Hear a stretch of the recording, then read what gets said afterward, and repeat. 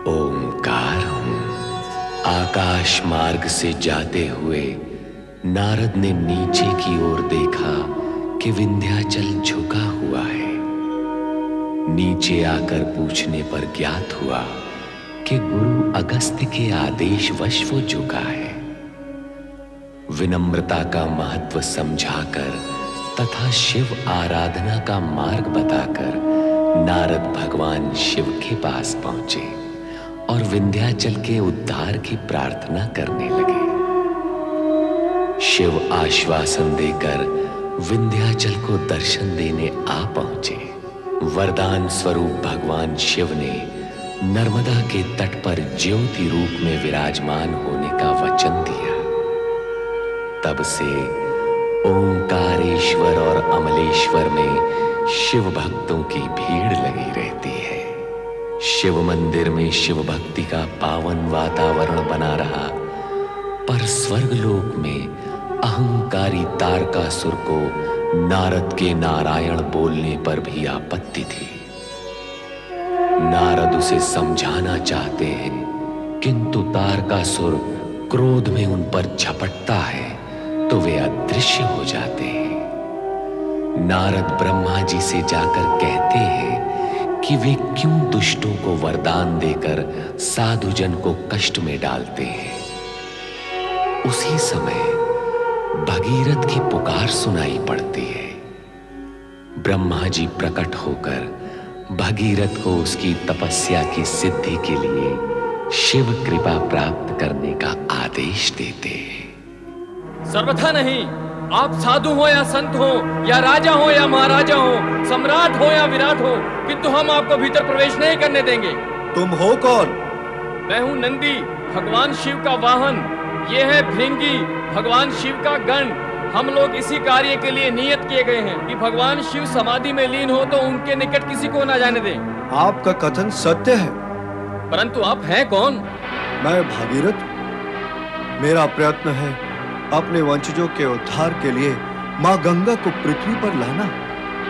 मैं शिव भक्त हूँ और भक्त को भगवान के समीप जाने से रोकना तो अब कर्म है।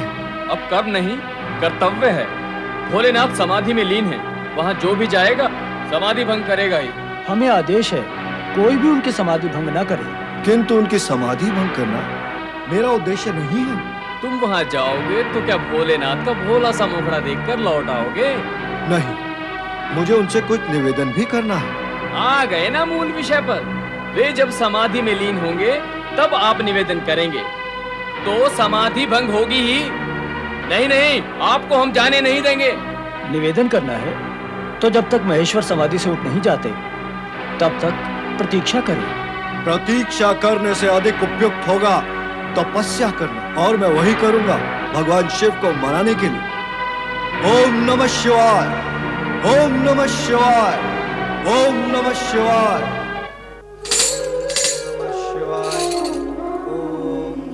नारायण नारायण।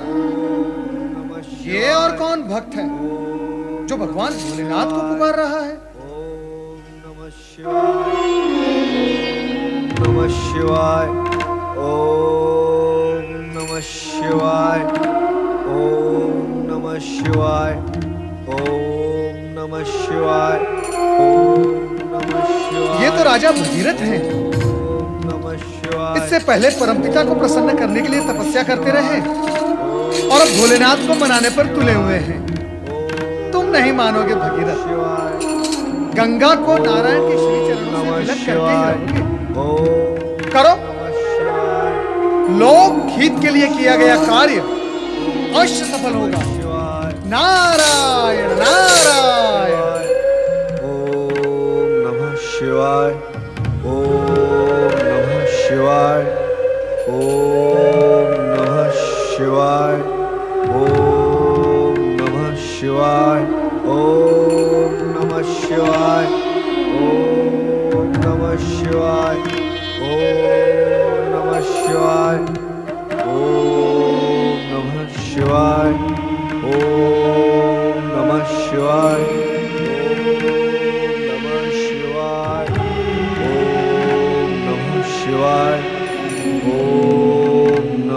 शिवाय, ओम नमः शिवाय, ओम नमः शिवाय, ओम नमः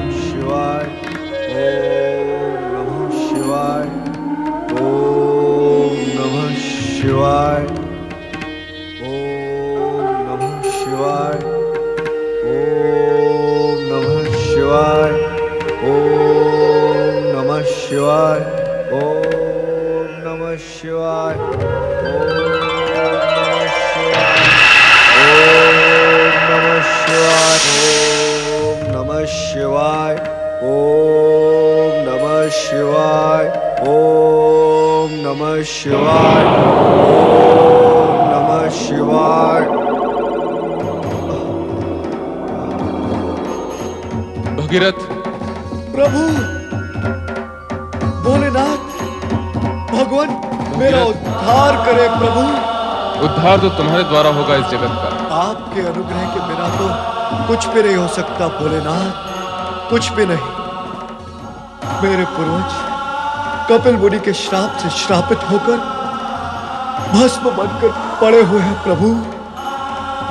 मां गंगा का पवित्र जल ही उन पूर्वजों का उद्धार कर सकता है। पूर्वजों का उद्धार तो मात्र निमित्त है भगीरथ, तुम्हें तो इससे भी महान उद्देश्य की पूर्ति करनी है। मुझ तुच्छ प्राणी में महान उद्देश्य की पूर्ति करने की क्षमता और सामर्थ्य कहाँ है देवेश्वर? ब्रह्मा और महेश को बुलाकर अपने सामने खड़ा करने की सामर्थ्य रखने वाला प्राणी तुच्छ नहीं हो सकता भगीरथ। अपना प्रयोजन कहो। अंतर्यामी और सर्वज्ञ के सम्मुख प्रयोजन प्रकट करने का अपराध मुझसे क्यों करवाते हैं भोलेनाथ?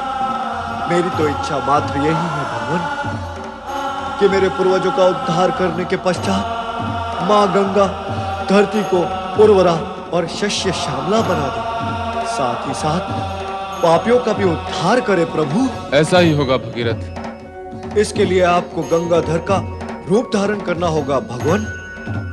मां गंगा को पृथ्वी पर स्थिर करने के लिए आप उन्हें अपनी जटाओं में धारण करेंगे, तभी मेरे पूर्वजों के उद्धार के कार्य को गति प्राप्त होगी प्रभु। प्रतीत ऐसा होता है कि पूर्वजों के उद्धार से अधिक तुम मानव जाति के कल्याण के लिए चिंतित हो। ऋषि मुनियों की वाणी से यही सत्य ग्रहण कर सका हूं भगवान कि अपने कल्याण की कामना हो तो जगत के कल्याण की कामना करो। शाश्वत सत्य भी यही है। तो हे कल्याण करता भोलेनाथ, मेरा और जगत का कल्याण करो प्रभु, कल्याण करो। संपूर्ण जगत के प्रति शुभ और सद्भावना रखने वाले का कल्याण अवश्य होता है भगीरथ। हम गंगा के वेग को स्थिर करके उसके पावन जल से तुम्हारे पूर्वजों का उद्धार कराएंगे। पतितों का पाप हरने के कारण गंगा पतित पावन कहलाएगी। उनकी कृपा होगी तो अवश्य ऐसा ही होगा प्रभु। मुझे आपकी कृपा और आशीर्वाद तो प्राप्त हो ही गया है। अब मां गंगा से निवेदन कर उन्हें भी मना लूंगा प्रभु, उन्हें भी मना लूंगा। इस हेतु ब्रह्मा जी प्रयत्न कर रहे हैं। श्री हरि विष्णु से चर्चा के पश्चात उन्होंने गंगा को इस कल्याणकारी कार्य हेतु बुलाया है। तुम निश्चिंत रहो भगीरथ। प्रभु,